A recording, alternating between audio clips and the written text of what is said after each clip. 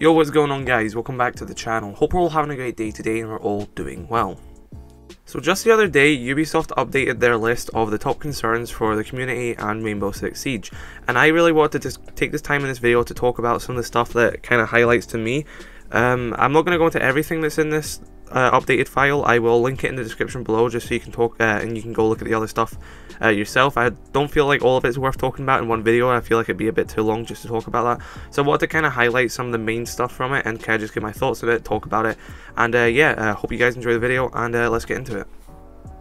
So the first part I want to talk about here is the whole map banning system. Now for you guys who don't know or haven't watched my video the other day, I basically made a video talking about how map banning isn't really working as intended. When you ban one map unanimously across the entire game and there's two maps left, it will always be the map on the left hand side. It isn't random, it always picks a map on the left hand side. And as well as this, some maps are just appearing more than others, and that is all being addressed here. So basically what it says about map ban system is that we are currently investigating an issue with the random selection of the two remaining maps during the map ban flow. We have verified that the map on the left of the interface is always selected. We have already started working on a fix. So we are going to be getting a fix for that this season. That's just going to be good. Hopefully now it's going to be random and it's not always going to be the map on the left. And like I was saying just a minute ago as well, I was saying that like some maps just appear more than others, so it's still not even random at that stage, as the three maps that we're getting an option for are always usually the same ones for me, and apparently I haven't been the only one. As I said, that the representation here, they're talking about map pool representation, and basically it says the representation of maps during the map ban flow favors the presence of certain maps: Oregon, Coastline, Canal, Villa, Cafe and Consulate, at the expense of the following maps: Chalet, Theme Park, Bank, Clubhouse, Border and Outback.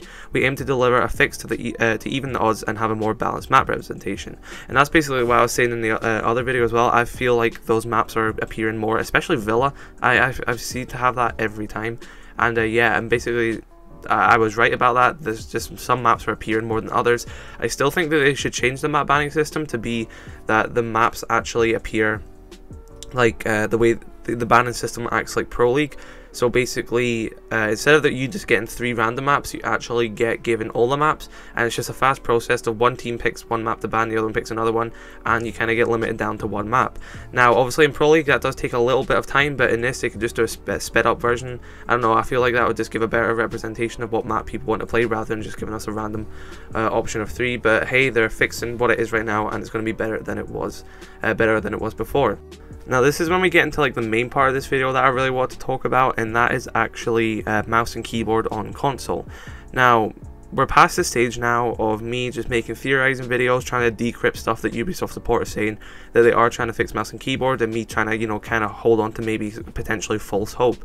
Now we actually have it from the words of Ubisoft themselves in an official statement saying that for mouse and keyboard on console, they say, we are continuing our investigation on the topic. We are currently gathering information as well as technical data to gauge how widespread these adapters are and if we can detect them in a reliable manner. So all those people comment on my other videos saying that it's not cheating and I should just get better at the game, and yeah, they can't do anything about it, and it's not cheating, they won't ban people for it. Well, it's clearly an issue that they are trying to fix, so you know, I call that cheating. They're even saying it's cheating themselves, so I don't want, you know, a little bad gold 1 M&K in the comments going, oh, but you know, it's not cheating. They didn't say it's cheating. We're not banned for it. It's fair. You're not. It's cheating. You should get banned for it, and Ubisoft are looking into banning you for it. So you know, don't try and just go against the words of Ubisoft. You don't make the game, they do. You don't set the rules, they do. Stop trying to act like you know more than they do. It's a bannable thing. They are looking into fixing it, and yeah, I just say you know, good luck when you go from a plat 3 to gold on a controller. Yeah, you're just going to make the actual legit players in this game have a better experience. They're going to be better, and they're just going to get a more accurate rank. So it's a great change. Glad that they are, you know, keeping us updated on this. And yeah, it's going to be something great for the console experience on Siege, because Siege on console doesn't have to put up with the same issues that cheating on PC has. It's much more better on console when it comes to cheating. The only issues on the cheating in console is mouse and keyboard and DDoS, which they also address in this statement. So you know, once they fix those two, console Siege is probably going to be the better place to play Siege.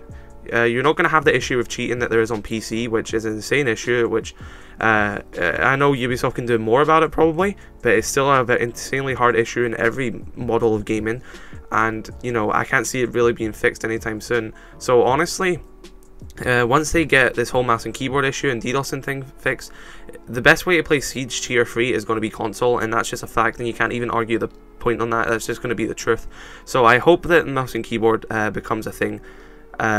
So I hope they manage to resolve this sooner rather than later, but they are saying that they're investigating it, which, you know, is great news. It's great news for any legit player.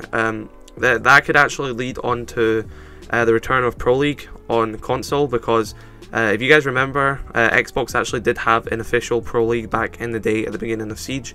Maybe this could open the door back up to it, because now you can't really do it. You can't do it online LANs because it would just be a bunch of people using mouse and keyboard and you couldn't prove it.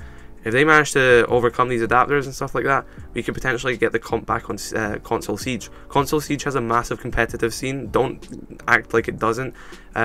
Console has the biggest player base of Siege at all. It's got PS4 alone makes up half of the Siege player base. If you add up all the PC players and the Xbox players, there's still more PS4 players, and then obviously, for console wise, you add the Xbox players to that PS4, and you know, there's an overwhelming amount of people who play Siege on console rather than play it on PC. So it is a big thing. Once these issues get fixed, I'm not even joking, the potential for Siege console Pro League is going to be back, and yeah, I could actually genuinely see that happening, because you know, console has a massive comp scene. There's thousands of legit console players who are ready to invest the time, invest the money into it. It's just you can't really do it whilst there's these people cheating and, you know, kind of ruining the fun for everything else, and stopping the game from really evolving into what it can be. So yeah, very excited to see how this goes. And like I said, they also do talk about DDoS, and they say that we are working on mitigation plans with our partners, and we continuously monitor in this situation. We have also recently started to issue sanctions to users responsible for such attacks. Now, they actually have been banning a lot of people quite recently for DDoS attacks, which is good, and yeah, obviously keep that up. And they obviously are getting more closer connections with their partners to obviously find people doing it, prevent it from doing it, and yeah, hopefully it becomes a better thing. I'm very pleased where we are, considering where we have been for the past 2 years. I feel like, especially even with them just acknowledging these issues, is a great thing, and obviously fixing them. So I am extremely excited to see where Siege is going to go. Content wise, I'd say we're in the best position. PC do have a massive cheating problem, which I can't deny, but console, they're fixing these issues. Console, potentially very soon, we're going to be having probably the best version of Siege where we're going to have, without mouse and keyboard, without DDoS, just legit console controller players having fun in a game without cheaters.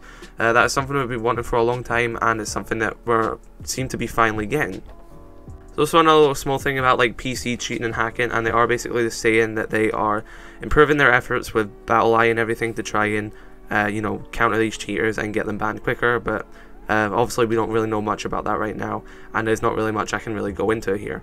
But the last thing I really want to talk about is another thing in this little statement that they made, and obviously there's more than what I'm talking about in this, so you can check it out for yourself. I'll have it linked in the description if you want to read all the other stuff. But they're actually looking into changing how runouts work. So basically it says here, we would like to move away from the timer to replace it with a gauge system, which is more accurate visually speaking. We are also looking at potentially tweaking the duration of time for an undetected runout, but we are still debating the option. I'm not really sure where they're going to go with this at all, if I'm going to be honest. I guess we're just going to have to wait to see. They did say their target is for next season, so year 5 season 4, so potentially we're going to have like a change to runouts next season, but I don't know. I guess we're going to find out how that is, but just I can't really go into much about it right now because they haven't really provided us with much, but just know that maybe they are looking into changing how runouts are going to work in Rainbow Six Siege next season. But I'm actually going to end this video here, so once again, thank you to all my members of this channel. Thank you to RSA.Biggie, Ivan GT, Carson HKYT, Callumsb7, Alonso Martinez, Zerb123, David Yud, Movimento, Aldoy900, and Xalator Gaming. If you'd like to become a member yourself, it is $1.99 a month, and there's a link in the description. All money that I get from members just supports me, helps me what I do with YouTube and university and everything, and it goes a long way, so thank you very much. So I am going to end this video here. Drop a like if you did enjoy, dislike if you didn't. If you are new to the channel, be sure to drop a subscribe. I shall see you all in the next video. Stay safe, love you all, have a great day.